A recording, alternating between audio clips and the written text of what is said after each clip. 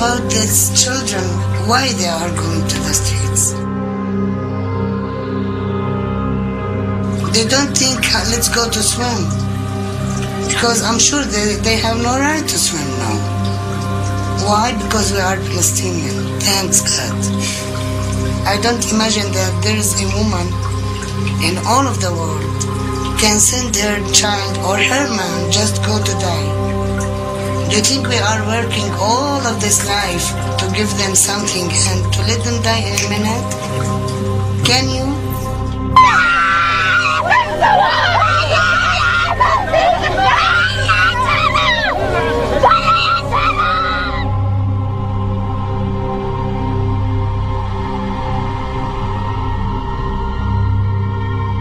The suffering, the persecution of Christians, they've been robbed of their heritage.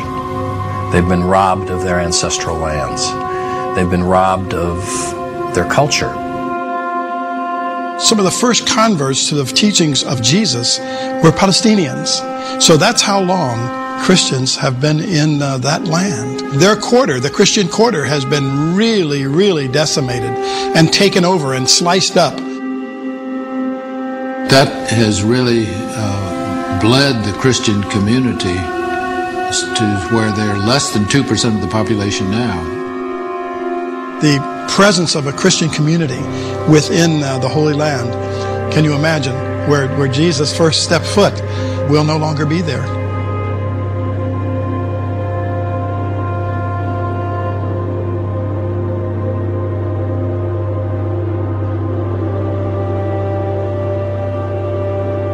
I know both from the moral sense and from the practical sense that the only way to stop the violence is to treat the root cause from which the violence has started.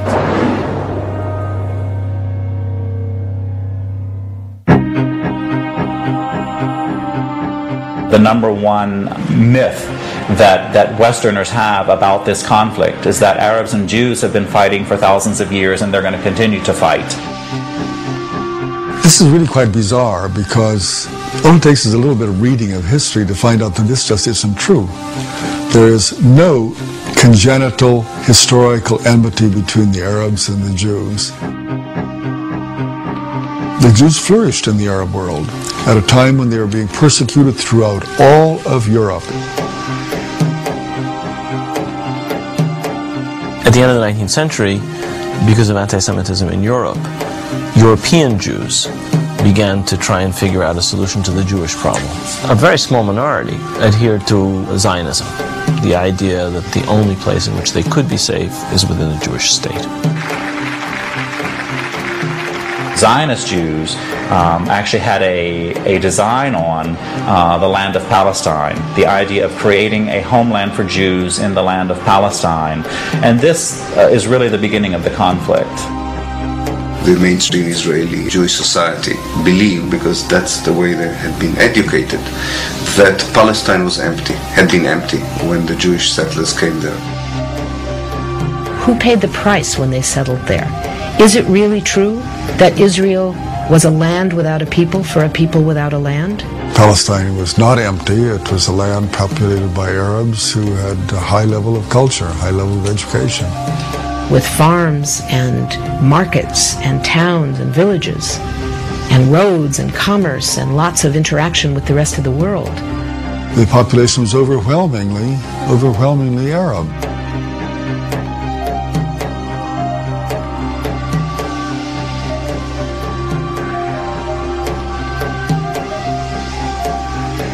Jewish immigration increased under British rule following World War I, when Britain implemented the Balfour Declaration, promising a Jewish homeland in Palestine. This measure conflicted with Britain's previous promise of self-rule for Arab inhabitants throughout the region. Britain was basically extremely supportive of the Zionist movement. It helped to establish all of the structures of a state. At the same time, the Arabs of Palestine were denied the right of self-determination.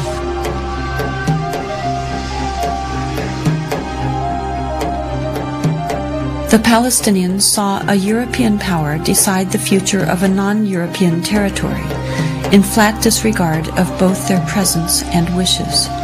In the 1920s, as land was being stripped away from local residents, the first clashes between Palestinians and Jews began and would continue on for years to come.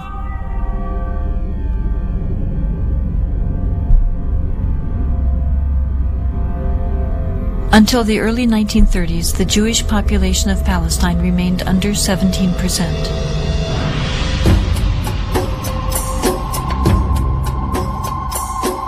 Hitler's rise to power in Germany completely changed that.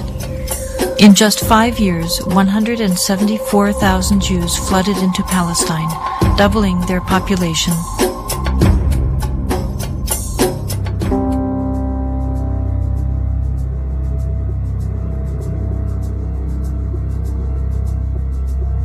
As the world attempted to make amends for the horrors of Nazi genocidal policies, efforts to make Palestine a Jewish homeland increased. The Palestinians, they were not the Nazis. They were not responsible for the Holocaust. But they were the ones who paid the price. In 1947, with the conflict spiraling out of control, Britain decided to turn the problem of Palestine over to the United Nations. The UN, under pressure, proposed to divide the land into 2 states, an Arab state and a Jewish state. Arabs were to be given 43% of the land, despite the fact that they made up more than 2/3 of the population and owned over 92% of the land. Jews were to be given 56%, although they comprised only 1/3 of the population and owned less than 8% of the total area. Nevertheless, they were given not only most of the land, they were given the most fertile land. Zionist leaders took advantage of their superior military preparation and immediately began occupying major Arab cities in Palestine.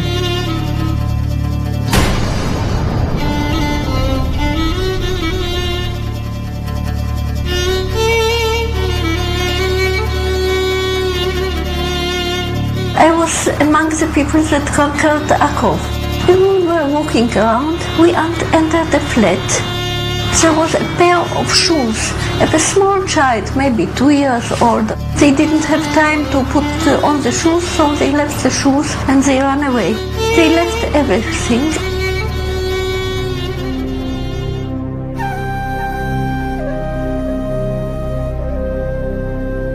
We found out that there was a systematic expulsion of Palestinians, and there was, as I said, there was an ethnic cleansing operation taking place. The most infamous campaign was the massacre at the village of Deir Yassin, where over 100 men, women, and children were systematically murdered. هذا البيت ما كان متخبين فيه أنا وولادي وأخويا موسى. ما كان لي تنام عندنا أخوي موسى مشاكل نتونس بالله فيه. هذا البيت. أجي قال لما كنا بالبيت كنا مش كسر الخبطنا الكنبلة وجينا صوبتنا وبنت الصواب تمسحوا ولادي. وكان بعد ما راحت المراكة الحالة كانت كسروا الباب علينا وطلعونا بدهم يقتلوا أخوي مسدبوا فيه على وجهه يقتلوه. اتناولت 250 ليرة من عدة وقلت يا خواجة بس مشان الله هالطالب بدها ستكت للشي قال لي كتير انت كويس هات المصاري وهذا اخوتي الحنو شو تسويش فيها اخوتي الحنو اجراك يا ويلي هي زي ما كنت على الصلاة راك يحيي وضلت اليهود حط لك القوم السير ويكون راسك في موسى كدابة حط لك 5 مليون تحت راسك.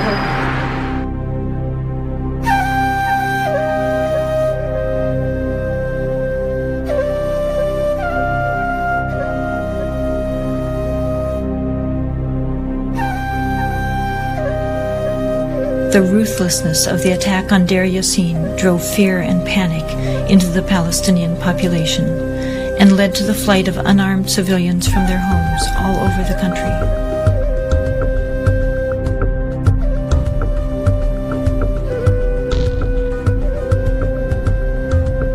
As a result, maybe 300 or so thousand Palestinians had already been expelled before the first Arab soldier entered Palestine. Some of the neighboring Arab armies finally intervened after May 15, 1948, when Israel officially announced its statehood.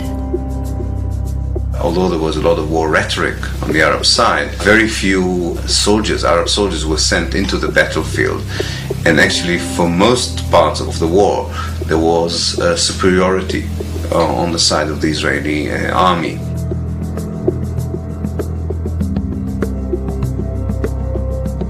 The Israeli army cleansed much of the territory and took over a large part of the designated Palestinian state. The new state of Israel encompassed 78% of the total land of Palestine.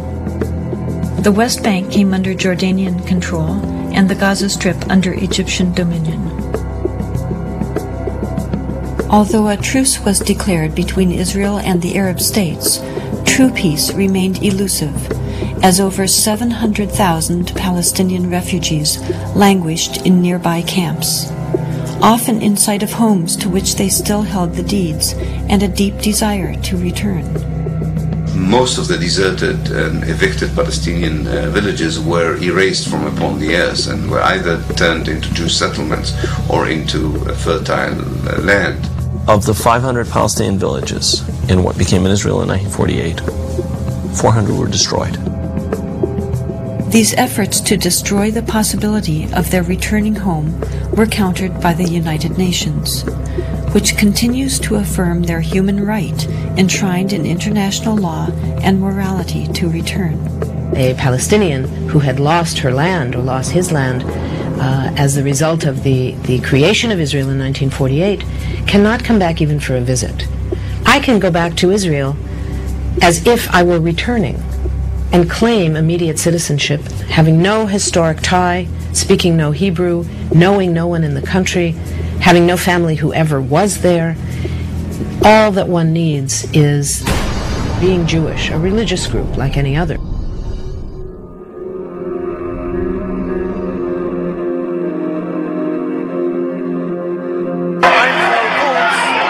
I'm a witness. I know the Arabs are very good. No problem till the Zionist movement start. My grandmother tell me before the Zionist movement start, they babysitting each other, the kids. They borrow from both each other like brothers, like brothers. The idea of Zionism to take away the land from the Palestinians, from the Arabs, is starting the whole fighting. Not Arabs the problem, not Jews the problem, not Judaism, not Muslim, only Zionism.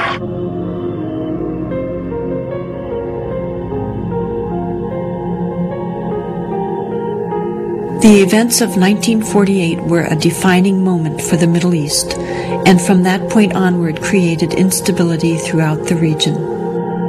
Violent tensions continued and led to another war in 1967.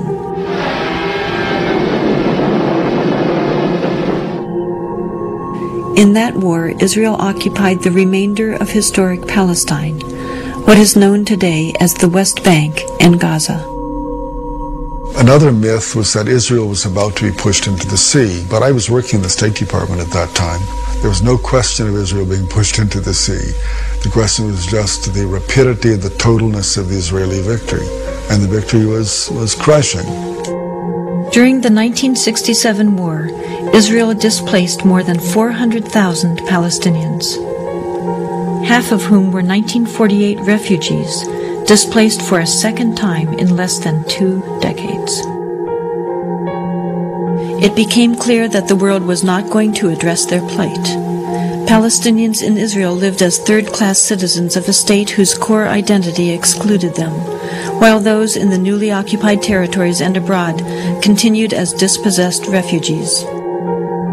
The United Nations passed resolution after resolution affirming their rights. Leaders of surrounding Arab nations verbally championed their cause, but failed to take action. Finally, Palestinians took matters into their own hands. There was a mass uprising, in Arabic an intifada, shaking off, as people throughout the West Bank and Gaza Strip rebelled.